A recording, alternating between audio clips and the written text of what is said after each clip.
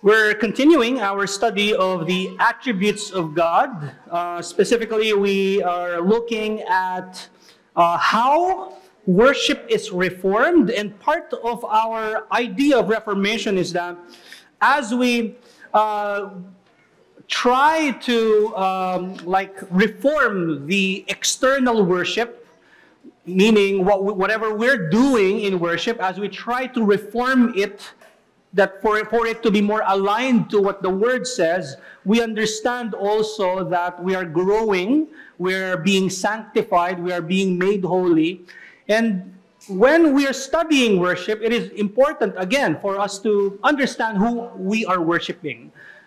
It's important for us to understand and to know who the object is of our worship, and that is none other than God. And we have looked at His absolute and relational attributes. We are at the end of the relational attributes, and we're going to talk about the last two, which are mercy and grace. Let's look first at mercy. Mercy, as by definition, it means it is not getting what we deserve. Right? We talked about justice many weeks ago, and we mentioned that justice is getting what you deserve. And as sinners, we know that we deserve the full wrath of God. Right? Just an ounce of sin, deserving na yon ng puot ng Diyos because God is a holy, holy, holy God. Right? Now, mercy, this is one of His attributes, and mercy is not getting what we deserve. We're saying that God is just, right? Meron siyang justice. He will give to those what they deserve, and He does that. He will do that also. But also, He's mercy, or He's merciful, that He will not give what some people deserve, right? Now, in the Old Testament, very common ang word na mercy. Of course, a different word in Hebrew. The fact is, tinatawag na nila yung cover ng Ark of the Covenant na mercy seat. Mercy seat. Okay?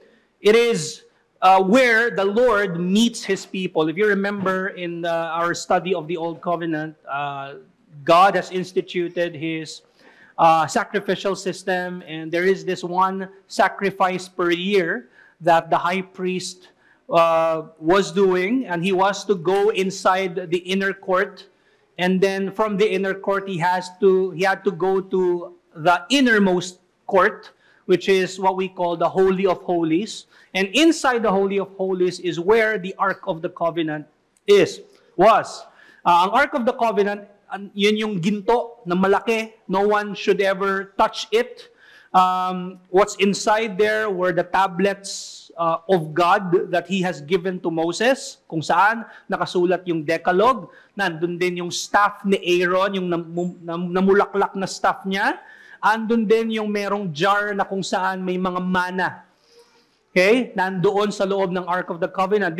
That's where a high priest would go, to the Holy of Holies, the room, and he would sprinkle the blood of an animal doon sa Ark of the Covenant, specifically sa mercy seat. And doon, nagbibigay kapatawaran ang Diyos, forgiveness. And God would permit the entire Israel to stay in the promised land. And so even as early as the time of the Israelites, such terms, mercy, ay known already. That whenever a high priest does that, God would extend His mercy to the entire Israel. God will not punish the entire Israelites and excommunicate them from the promised land. Okay? As the blood was sprinkled in the mercy seat. In fact, we can read that in Exodus chapter 25. Exodus chapter 25, verses 21 to 22. It says, "And you shall put the mercy seat on top of the ark, and in the ark you shall put the testimony that I shall give you. There I will meet with you, and from above the mercy seat." So God says, God will meet the entire Israelites, but represented by the high priest. Okay, once a year, God will meet them and God will extend His mercy toward the Israelites. But we can also read in the Old Testament, the Old Testament speaks of the mercy of God as being great. Psalm 119, it says, verse 156, sabi dito, "Great is your mercy, O Lord. Give me life according to your rules." Whenever a certain attribute is described in a way na kagaya nito, how awesome it is, how magnificent it is, how great it is to compare it to the kind of mercy that a mere human being can give. It's incomparable to the kind of mercy that God gives. God's mercy is greater. Okay? It's greater, it's perfect, it's eternal, right? And it is in fact unaffected by anything outside of Himself. Diba? There is a specific attribute that talks about God not being affected by anything outside of Himself, right? If we're saying that He is impassible, then His mercy is impassible, not affected by any creation. Okay? We can see that also in Romans chapter 9, verse 15. Meaning, it's not dependent upon the works of His creation. Right? Hindi nakadepende sa ginawa ng tao yung mercy niya.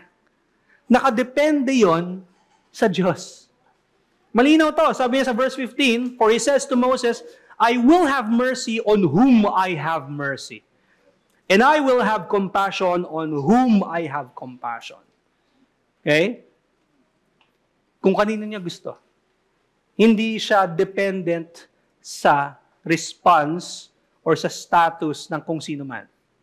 If that's the case, if His mercy is dependent sa tao, then walang mercy na mapapakita ang Diyos. Right? According to Sam Renihan in The Deity and Decree in his book, he said, "The mercy of God is infinitely superior to man's mercy precisely because God's mercy does not search for a cause in the one suffering. God is merciful from the plentiful fullness of His own infinite goodness. He is the source and cause of His own mercy. His mercy comes from Himself, not from the one suffering or a connection to them. And to the extent that God's mercy is free from causes outside of itself, to that extent God is free and able to have mercy on all those on whom He will have mercy." And by the way, the mercy of God is also tender. It is tender. He is, according to Christ, you can rest on Christ, you can come to Him because He is meek, right? God has that character, tenderness. Psalm 103. Psalm 103, verse 13, it says here, "As a father shows compassion to his children, so the Lord shows compassion to those who fear Him." Okay? And His act of mercy in history is also seen in His forbearance, sa Kanyang in human terms, pagpipigil, pag-withdraw, pasensya, contrasting our responses whenever someone did or someone else does something to us, something bad, we immediately get angry, naiinis kagad tayo, or at times kapag kunwari magdidisiplina ang isang parent sa kanyang anak, tapos naawa siya sa kanyang anak, minsan at that point on, you would, alam mo yun, caused ka by what you're seeing, but by things other than yourself, right? Ang Diyos hindi ganoon. But yes, meron siyang pag-withdraw, meron din siyang patience na kanyang pinapakita sa atin. We can see that kahit sa kanyang covenant with the Israelites. How many times did the Israelites sin against the Lord? Right? And yet, the Israelites stayed there for many, many, many years. Hundreds of years. Right? Doon pa lang kita na natin yung forbearance ng Panginoon. Okay? Exodus chapter 34, verse 6, it says, the Lord passed before him and proclaimed, the Lord, a God merciful and gracious, slow to anger and abounding in steadfast love and faithfulness. Kung mabilis tayo magalit, ang Diyos, He's slow to anger. Slow to anger. Keeping steadfast love for thousands, forgiving iniquity and transgression and sin. And also in 2 Peter chapter 3, verse 9, it says here, the Lord is not slow to fulfill His promise, as some count slowness, but is patient toward you, not wishing that any should perish, but that all should reach repentance. Now, some would say, o tina mo, may pasensya ang Panginoon. Kita mo, sa lahat, sabi dyan, all. Right? Yung mga usual na contention. But we have to remember ang context nito ay sumusulat si Pedro sa mga Kristiyano. He's saying that there are those who have not yet come to faith. Right? So God is even patient to those who have not yet come to faith. God is patient to them for them to reach repentance. Right? If God, in His justice, poured His wrath on mankind, paano pa yung elect na mananampalataya pa lang? So, now, we can see the patience of God. Okay? We can see His forbearance. And then in Romans chapter 3, verse 25, it says, Christ, whom God put forward as a propitiation by His blood, as a sacrifice, as atonement, to be received by faith. This was to show God's righteousness, because in His divine forbearance, He had passed over former sins. Former sins, yung mga nakaraang kasalanan, na hindi na niya ito i-judge for those who believe in Jesus Christ. Hindi na i-judge yung mga nakaraang kasalanan. Because Christ has died even not just for the present and future, but also for the former sins, for the past. Right? Even that, makikita natin ang patience ni God. And our sins in the past would merit judgment, would merit punishment. And if ever we have received punishment from God, that would be just because of our sins. And yet God did not punish us dun sa mga kasalanan na yon. Right? For us who are in Christ, such punishment, and this is where we see the justice of God, God has poured His wrath on the cross. Okay? Now, Thomas Brooks, in A Cabinet of Jewels, he said, it is free mercy that every day keeps hell and my soul asunder. It is mercy that daily pardons my sins. It is mercy that supplies all my inward and outward wants. It is mercy that preserves and feeds and clothes my outward man. And it is mercy that renews, strengthens, and prospers my inward man. It is mercy that has kept me many times from committing such and such sins. It is mercy that has kept me many a time from failing before such and such temptations.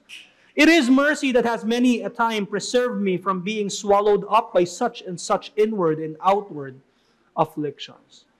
Have you encountered many times when you know that you're tempted by sin, or you're tempted by the enemy, and yet God has enabled you to keep away and to say no to such temptations, right? That's the mercies being new for every believer, right? Tomorrow there will be new mercies because there will be newer temptations. But for a believer, you are kept. Yes, ultimately we can see the mercy of God on the cross. The fullness of the wrath of God will never ever be poured on you if you are in Christ. And because of that, it assures you that every day in your life here on earth, you are still kept by the same mercy. Right? You're still kept, carried by the same mercy. For you not to ultimately fall. Ganon ang mercy ng Panginoon. Sabi ni Stephen Charnock,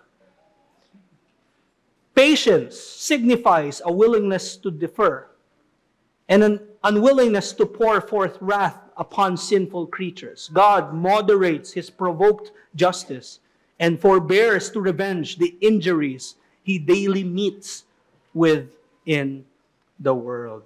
And so also, right, the fact that this entire creation is not yet judged, doon pala makikita rin natin yung patience ng Panginoon, forbearance niya.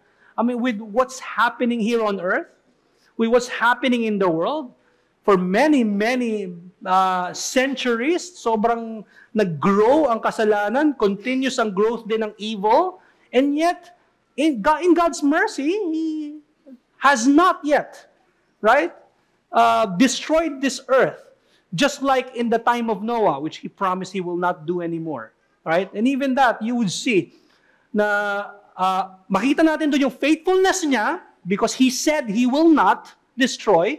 But at the same time, you see also His mercy. It's that attribute that holds us all together. Right? What we deserve is immediate wrath, punishment from the Lord. And yet, He has poured that already. For Christians, He has poured that already on the cross. For those who are not in Christ, right? Merong withholding, may restraint pa rin at this time. And for those who are in Christ, dapat makita pa lang natin ngayon yung na merong common mercy. Right? Currently, there is common mercy. And ang hope natin is that that common mercy would push them to understand the special kind of mercy seen on the cross. And so as a theological point, God in His essence is mercy, therefore we can always come to Him. And for us Christians, we are to still seek fatherly forgiveness, right? We know that we have been judicially, legally forgiven on the cross. We have been declared righteous, not condemned anymore for those who are in Christ, but since we have been adopted into the family of God, now we can call God our Father and we can seek fatherly forgiveness. Right? Gaya ng isang bata na nagkakasala, pwede siyang mag-seek ng forgiveness sa kanyang ama at ang kanyang ama patatawarin siya. Pero the kind of sin na nagawa niya will never ever cut that relationship. Never mapuputol yung relationship nila. Pero may epekto sa kanilang relationship or fellowship. Right? Ganon din ang buhay nating Kristiyano. Right? Sabi ng Panginoong Jesus, when the disciples asked Him how to pray, He said, pray like this. Right? Ang sabi doon, give us our daily bread and forgive us our debts.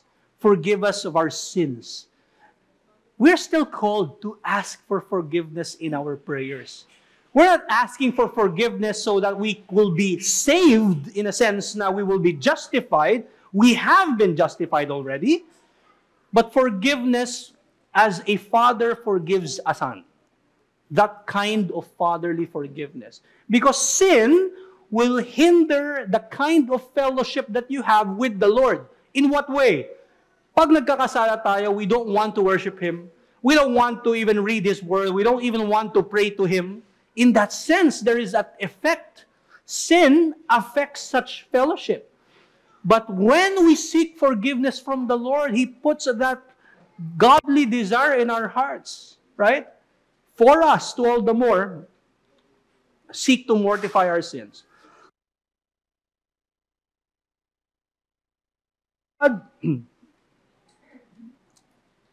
God did not just show mercy by withholding justice, but He showed us compassion and sympathy in the incarnation of Christ.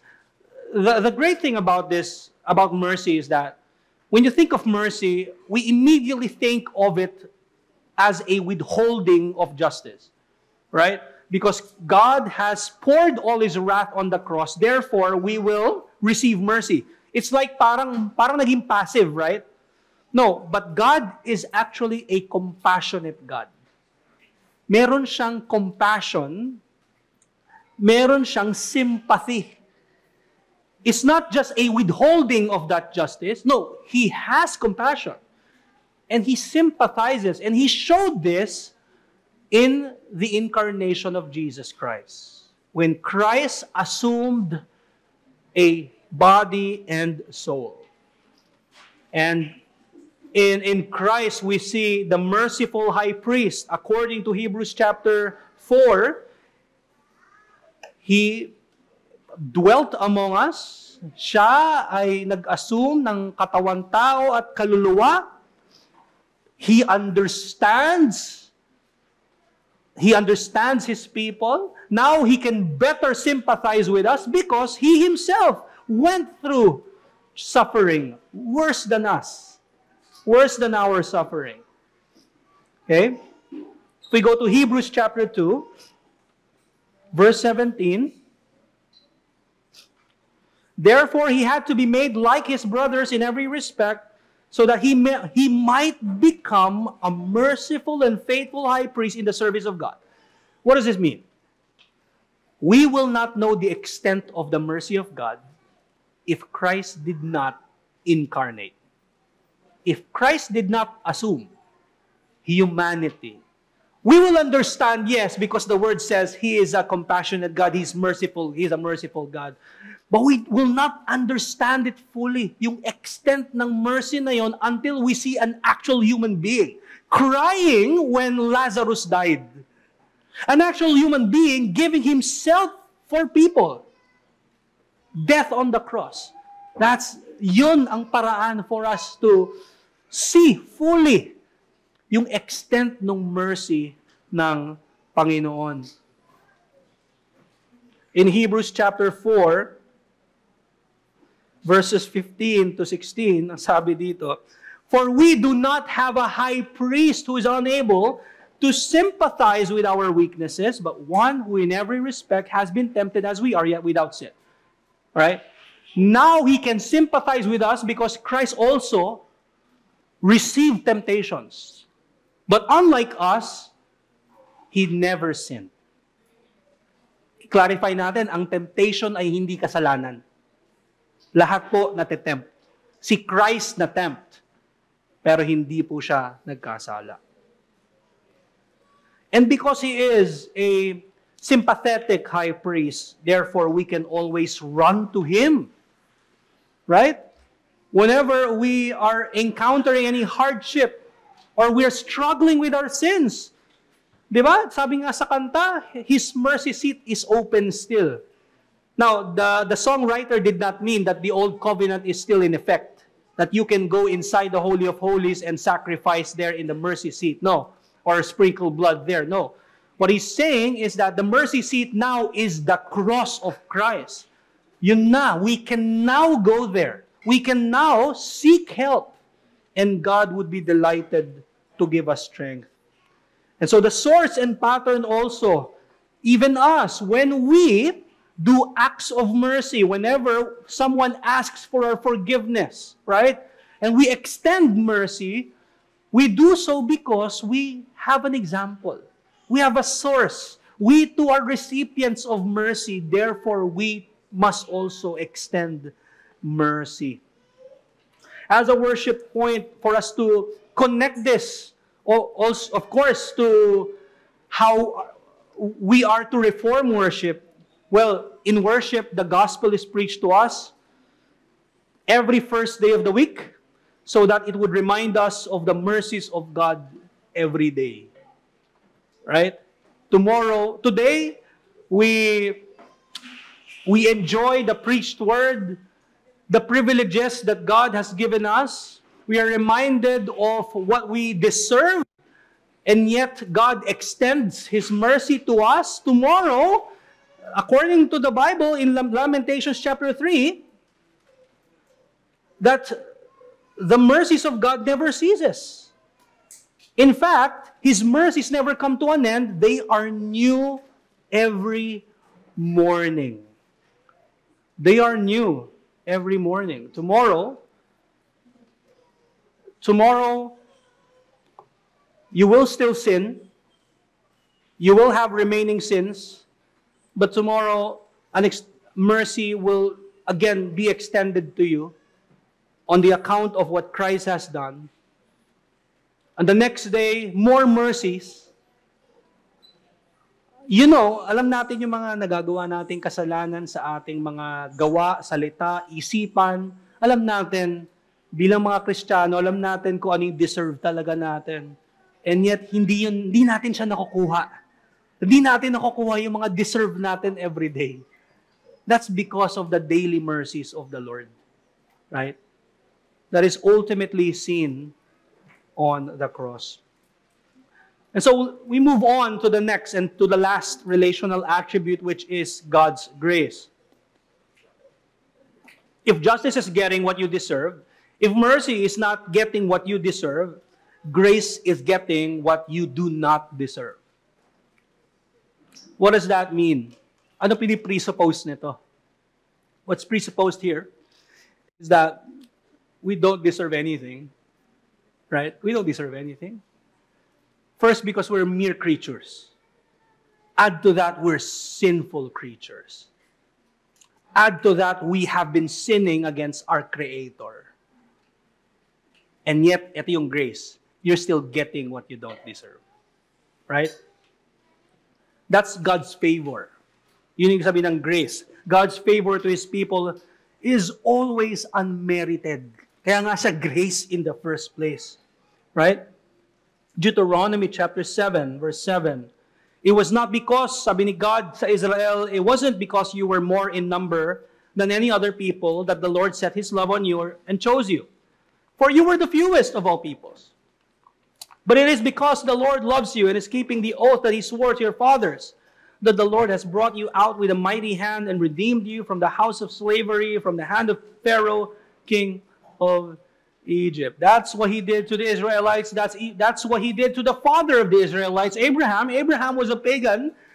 He lived in a pagan city, and malay ba natin, during that time that he was being called, he was worshiping his pagan god.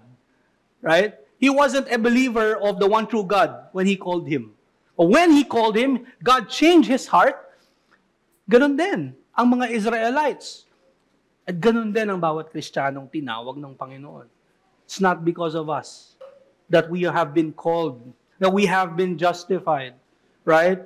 Sometimes we call God for fairness. Right? But sabi nga ni R.C. Sproul, you don't want fairness. You wouldn't want that, right? Because if that's the case, then no one will receive the grace of God.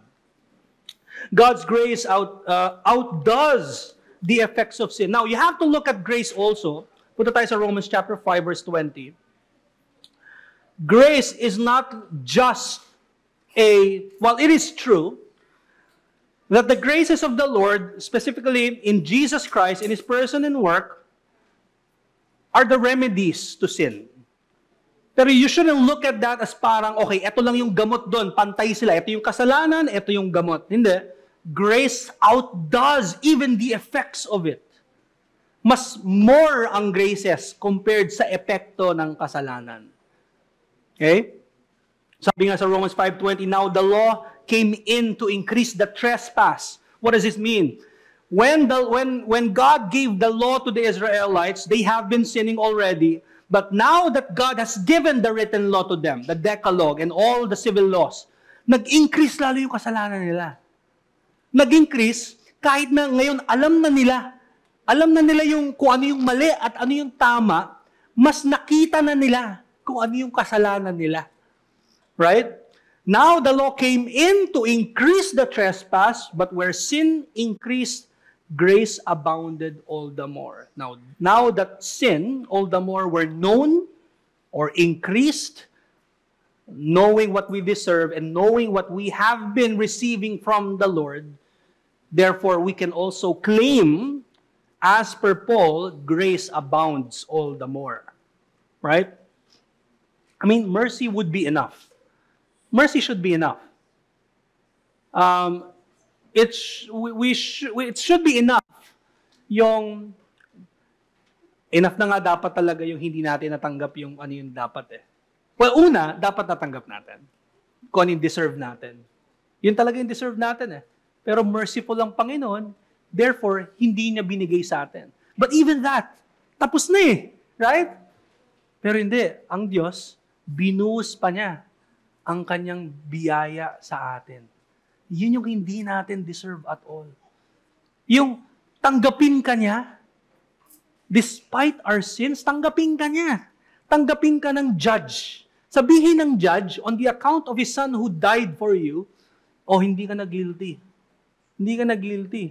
Justified ka na. And makikita pa natin yung grace ni God doon sa fact na, no, actually, I'm seeing you now as someone who has perfectly obeyed my purposes and law. Right? It's enough already to say, okay, absuelto ka na. Absuelto ka na. Okay ka na. Pero hindi. God sees us as if we have perfectly obeyed God's purposes. Not only that, He speaks not just as a judge to us, but now as a father. Because of your sins, my Son died on the cross to pay the penalty of sins that He did not commit, but yours, you committed it, but you're now justified. So the judge is giving his judgment. You're now justified, but not only that, tara, invited ka sa supper namin. Invited ka sa aming hapagkainan. Ganun yung grasya ng Panginoon sa atin. Right? Mercy, parang okay na dapat ang mercy. Pero ang Panginoon, He delights in bestowing upon us His graces. Not just physical, right? Not just physical, but most importantly, spiritual. And by the way, it is important for us to distinguish that.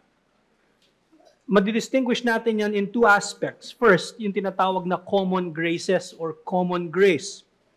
We can see that in Matthew chapter 5, verse 45. When Jesus Christ says that, so that you may be sons of your Father who is in heaven, for He makes His sun rise on the evil and on the good, and sends rain on the just and on the unjust. Both the believers and unbelievers benefit from the sun, from the effects of the sun. Both the believers and unbelievers benefit from the rains. That's common graces. Grace pa din because both of them do not deserve the sun. Both of them do not deserve the rains. Common because both of them receive, both believers and unbelievers receive such graces. Kaya common graces. They're still undeserving. They are still undeserving. So common grace is the favor of God that He shows to all His creatures, to His creatures in general. According to Ligonier, God's common grace is just that, common. Unlike the special saving grace that God bestows on those whom He has chosen for salvation, common grace is indiscriminate.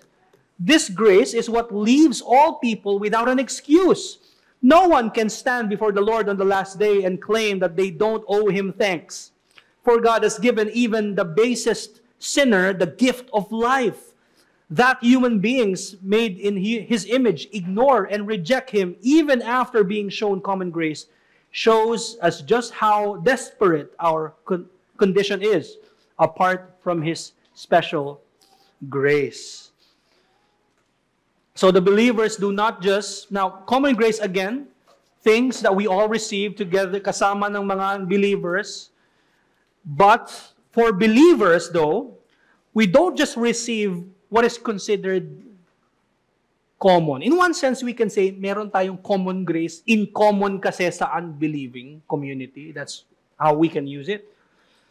But everything that we receive from the Lord, if you are in Jesus Christ, and we said this before, whatever you're receiving from God, it is still in Christ. It is still on the account of that loving motivation by the Father because of the death and resurrection of Jesus Christ. I gave this example before. When you are eating together with someone who, let's say, outrightly rejects the gospel, rejects Jesus Christ as Lord and Savior, makain kayo pareho kayo ng kinakain, parehong masarap, right? In one sense, you can say, oh, common grace ito ng Panginoon. Common grace yung ng Panginoon sa Kanya na hindi na nire-reject ang Panginoon, grasya pa rin yun sa kanya kasi hindi niya deserve yun. At grace pa rin yun sa believer.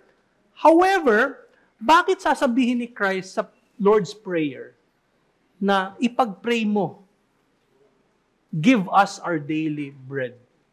Why?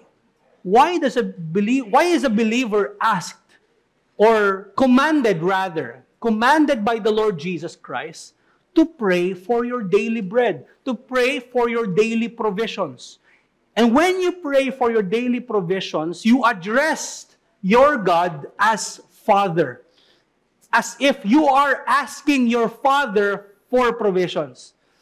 As a believer who's eating the same food, the unbeliever eats, but without asking, without thanksgiving, without acknowledging kung saan galing yung pagkain. And yet the believer gets the same food, probably gets the same amount or lesser, same exact food, and yet he knows that it comes from the Father.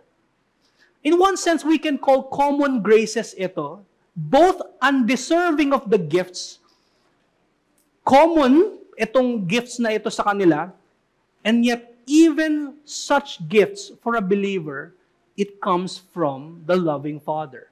Merong motivation siya ng Diyos Ama ng pagmamahal. Ibig sabihin, bawat ini-enjoy nating common graces bilang believers tayo, we enjoy it because we know that it comes from God who loves us. For someone who do not believe in Christ, it's just common grace. For someone who believes, sabi sa James, every good gift comes from the Father. So, makes us think, right? Na while we think na common graces ito nakaka-receive tayo the same as the unbelieving communities, iba pa din ang mga biyaya ng Panginoon. Yung mga physical benefits, ito ay nanggagaling pa rin sa pagmamahal ng Panginoon. Now, kung may common grace, of course, may special graces. What are the special graces? These are the undeserved gifts that result in salvation. These are the salvation blessings. We are saved by grace because Christ fulfilled His work. We're receiving such special grace. We don't need to work for our salvation in a sense that for us to be justified because Christ already finished the work on the cross. According to J.I. Packer, justification is by faith. It takes place the moment a person puts what trust in the Lord Jesus Christ as Savior. Justification is free to us, but it was costly to God, for its price was the atoning death of God's Son. So grace doesn't mean also that we become passive believers. Hindi ito yung grace does not lead to licentiousness. That we can, pwede tayong, okay lang to, hindi na tayo sinners because we have received graces from the Lord already. No. Grace would result to good works. Right? In fact, yung good works is caused by the enabling graces of the Lord. The fact that we're able to do good works, it's still from the grace of God. Grasya pa din siya ng Panginoon. That's the reason why we're able to live a holy life. Because the grace of God continues. And J.A. Packer said again, those who suppose that the doctrine of God's grace tends to encourage moral laxity. What is it? It is final salvation is certain anyway, no matter what we do, therefore our conduct doesn't matter. Yun yung moral laxity according to J.I. Packer. Grace tends to encourage moral laxity are simply showing that in the most literal sense, they do not know what grace is. They do not know what they are talking about. And so God's grace should not just be seen in light of us being sinners. Rather, as creatures, God has been gracious since the beginning of time. We do not just say that we see the grace of God when sin entered the world. Totoo naman, we can definitely see the grace of God because of our sin, we deserve punishment. And so God withholds that, that's mercy. And yet He gives to us His blessings, that's grace. Right? But we can also say na yung grace ni Lord, makikita natin kaagad, even before the sin entered the Garden of Eden.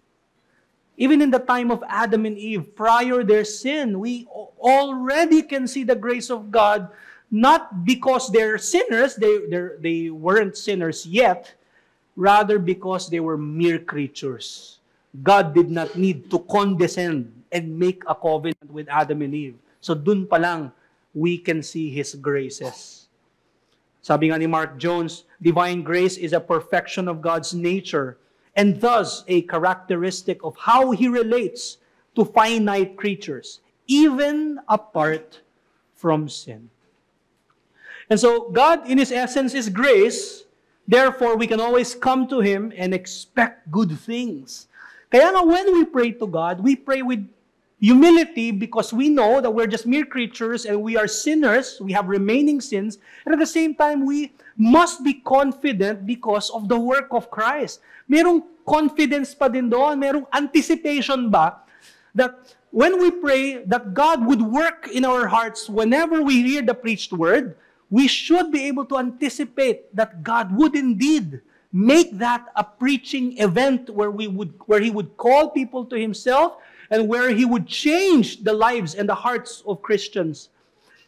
We should be expectant because God is able to give us blessings and good things.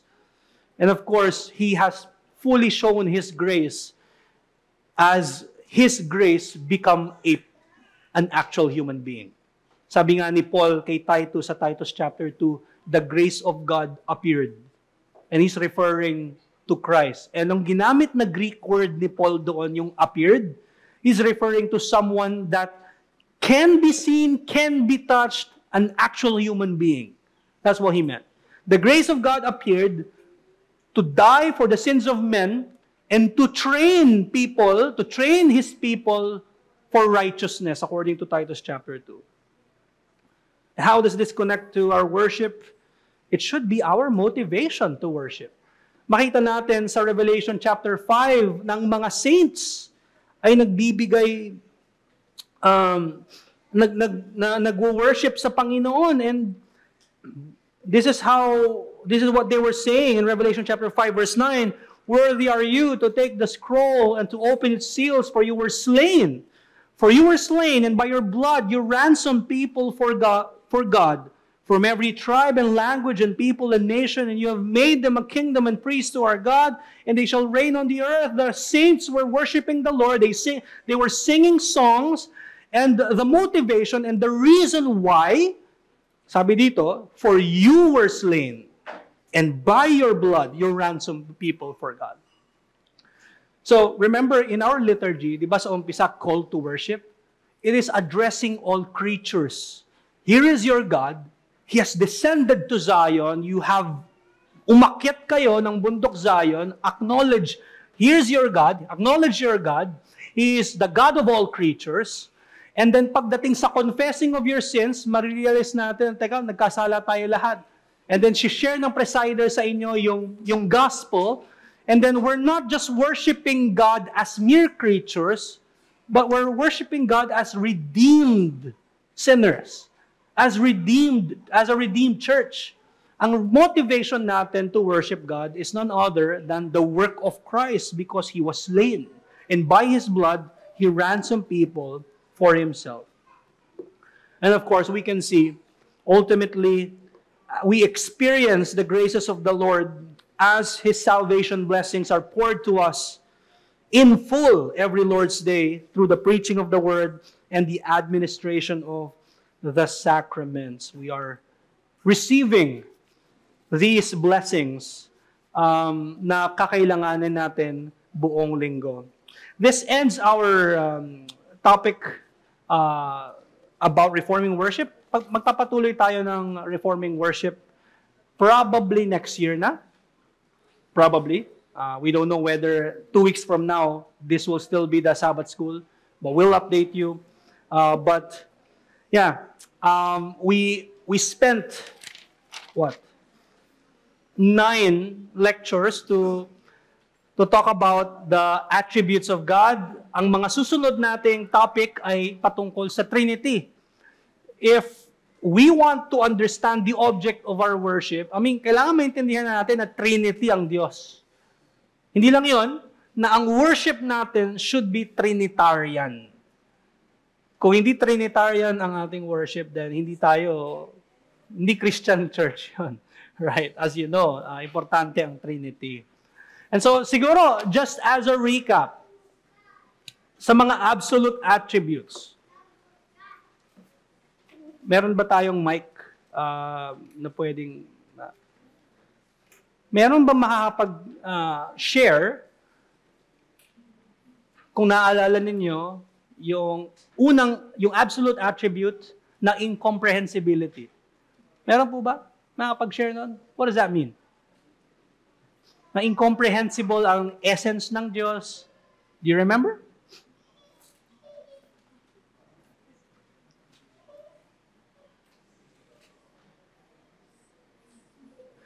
If no one will say anything, magpo-proceed tayo sa number 2 kasi I understand na incomprehensible siya.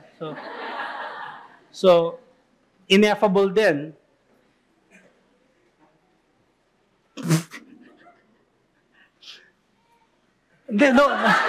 No, I did not call anyone. Binigay lang sa'yo ni Brother AJ. Recitation actually. Meron ba? Makapag-share? So, ang incomprehensibility, never siya natin fully mako-comprehend. Right? But He shares to us in His Word yung kailangan nating maintindihan. And in that topic, in that subject, pinag-aralan din natin, di ba, yung beatific vision at sinasabi, na when we die, we will have an immediate increase of knowledge, and that increase of knowledge will continue to increase as we remain in eternity with God. It's a never-ending increase of knowledge, and we will never attain the same knowledge na meron ang Diyos. Kasi kung ma-attain natin yon, then we will be like God, and we know that we will never be like God. Number 2, meron ba? Simplicity. Meron po ba makapag-share? Yes, John.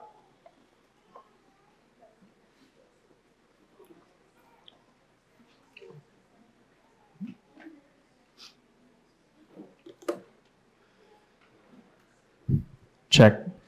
So simplicity is that God isn't the sum total of each individual attribute, and He isn't composite, but that each and every one of His attributes He is, and that He is not a percentage or composed of all of His attributes, but He is every single one of His attributes. Amen. Amen. Thank you. How about aseity or His independence? Meron po bang makakapag-share? Si Brother Raymer. Baka gusto mo na isama, Brother Raymer, pati immutability.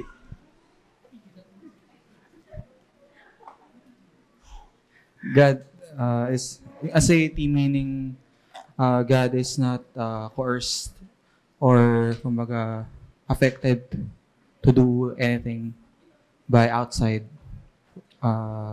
That's impassibility? Impossible. But thank you for nasa number 5. Okay, sige. So, hindi ko natatanong mamaya yun. Okay, sige.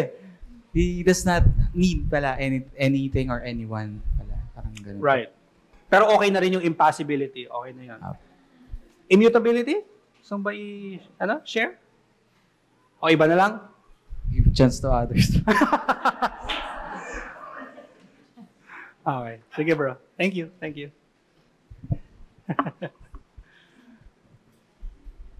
Si Brother Mio. Mio, gusto mong i-share sa amin yung immutability sa omnipotence? Dalawa. Yung immutability pass, in essence, God is unchanging. God does not change. Omnipotence, He is all-powerful. Yes. Tama. Thank Okay, how about immensity, eternity, omniscience? Yan, pwede na pagsabay-sabayin po yung tatlo. Meron bang gusto makapag-share? Or maka-remind na tayo kung ano man yun. O si Argo, Ano po yung attributes ulit? immensity. Immensity, yung pwedeng ipagsabay-sabay. Hindi. Sorry. I guess yung immensity is na God has created all things, therefore all things are contained within God. Baka mali naman yung sagot ko. He's not limited. Yes, He's not limited. Yeah. Immensity is in relation to space. Okay. So, omnipresent. He's in all bale, God does not exist within space and Yes. time as we consider it, but He is in Yes. all places because all is basically within Him. Yes. Yes. Eternity?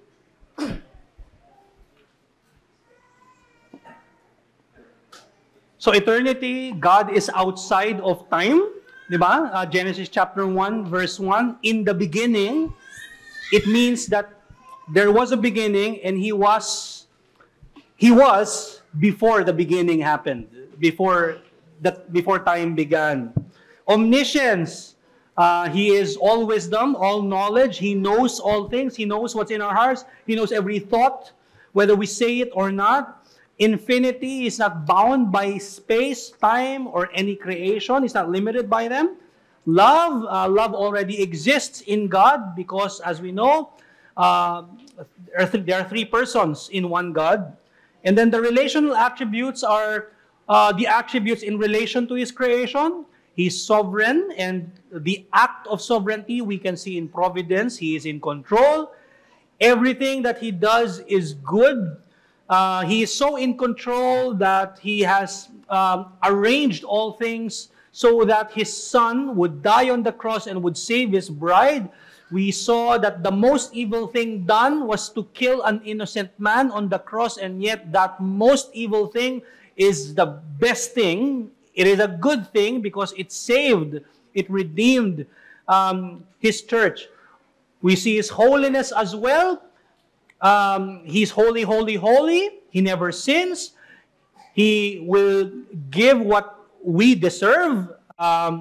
That's His justice. We deserve punishment, and yet if we are in Christ, His justice has been poured. His wrath, he's angry towards sin. And again, makita rin natin yun sa cross.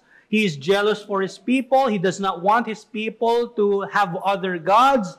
He is faithful. Whatever He says, He will do. And we talked about mercy and grace this afternoon.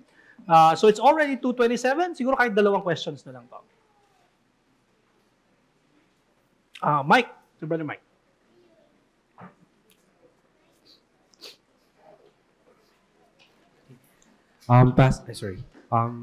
If there's common and special grace, is there also if there's common and special grace, Yes.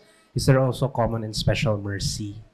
In one sense, you can say yes. Okay. Sa theology, sa systematic theology, it's usually common grace and common grace and special grace or salvific grace. Maya, if defined, kaya nabanggit ko kanina merong common mercy pa rin at meron ding special mercy kasi yung special mercy, we can say that it's a mercy extended only to the people of God. Unto salvation. Yes. Yung common mercy, we can say na makikita natin yung forbearance pa rin at patience ng Panginoon doon sa mga hindi naniniwala. Okay. And then, sorry, Pas, yung grace, is it required to have mercy before one grace can be dispensed and vice versa, or can they be independent po? I think, doon papasok yung simplicity ni God. On the cross, hindi natin nakikita na mercy lang or grace lang. Ano siya together talaga siya Parang siyang coin, magkaiba ng side. Yeah, two sides in one coin. So yun. So if that would mean, I think wala rin siyang order. Parang siguro sabay o wala siyang ganong, hindi siya, we're not to look at it parang may logical order or something. Yeah. So maganda din yun kasi maganda yung, especially as we studied yung simplicity, it helps us understand these things and yung pagkakapareho. So, any more questions? Siguro last two na lang, Raymer and Mark. Hello, Pas. Can we see or does mercy exist kahit walang sin? If the question is mercy's existence, yes, it exists because it is the attribute of God. And walang attribute ang Diyos na nawawala. Dahil simple ang Diyos, lahat ng attribute niya eternal. So even His mercy is eternal. Right? Now, mas revealed. So it's not a matter of existence, it exists because God exists. But it's the revelation of it, dun natin mas revealed siya nung pumasok yung kasalanan. Yes, thank you po. Another follow-up Yes. lang po. Yung mercy, kagaya ba siya ng grace na mami-measure natin siya depende sa heaviness ng sin? Kasi sabi dun sa Romans 5:20. Grace abound more pag sin abound. Or sin abound, when sin abound, grace abounds even more. Parang ganun po. In one sense, pwede nating sabihin na kasi wala tayong parang ginagamit na term for measurement doon, di ba? Pero we can measure in a sense na it's always more. Right? Hindi siya, kunwari nagkasala ka, ito yung nararapat dyan. Ang grace, lagi siyang mas abounding. Right? Kasi we know na ang sin natin deserves punishment, and yet ang binigay sa atin, hindi lang mercy, kundi more and more and more and more graces pa, na hindi talaga natin deserve. In that sense, siguro, you can say yung sinasabi mong measure. So parang yung mercy and grace, equal siya dun sa sinner. Na, We can say that, yes. Yeah. Yeah. Thank you po. Kasi walang dahil nga simple si God. So, does that answer your question? Okay, last si Mark. And pas yung question ko regarding dun sa Romans 5:20, Yes. yung part na now the law came in to increase the trespass. Does this mean pas na nung nabigay yung law, it acts as a lens for Israelites to be made aware na kung yung ginagawa nila before, hindi nila napiperceive as sin, tapos nung nabigay sa kanila yung law, doon na nila nalaman na, mali pala tong ginagawa namin. Yes, tama yun, but at the same time, sinabi dito na nag-increase ang sin. Ibig sabihin, mas lalo sila nagkasala. Yung awareness nila of the law, doon mo makita na talagang disobedient talaga ang tao. Di ba kahit ang bata, kapag pinagsabihan mo na, alam na ng bata, pero usually magdi-disobey siya. I mean, kahit hindi bata, kahit tayo minsan. So, ganun din ang Israelites. Dahil kahit alam na natin yung law, we would still disobey it. Na mas lalong nagko-compound sa guilt ng isang sinner. Kasi now that you know the law, and you still disobey it, lalong nag-i-increase. And, dahil nga, save na tayo ni Christ, mas nag-abound pa yung grasya. Does that make sense? Yes, Pas. Thank you. Okay. Alright, sige, let's pray. Our Most High God and Heavenly Father, salamat Panginoon sa inyong kahabagan at biyaya sa amin na patuloy ninyong ibinibigay sa ngalan ng inyong anak na si Kristo. Salamat Panginoon at dahil sa kanyang kamatayan sa krus, inyong binuhos ang inyong puot at nasatisfy Panginoon ang inyong hustisya doon sa krus na yon. At dahil doon na ini-extend mo ang mercy sa amin at binebestow mo ang never-ending na grasya na Lord sa amin. And Lord, nagpapasalamat kami. Nawa ito ang maging motivation namin, especially ngayong araw na to, ngayong hapon, as we are to worship you this 3 p.m. I pray, Lord, that tatanggapin namin ang iyong salita with gladness in our hearts, with thanksgiving, knowing, Panginoon, na Lord, yung salita mo na may pipreach sa amin, magre-remind sa amin lalo ng mercy at grasya ninyo every day. Salamat. Ito ang aming dalangin sa ngalan ni Jesus. Amen.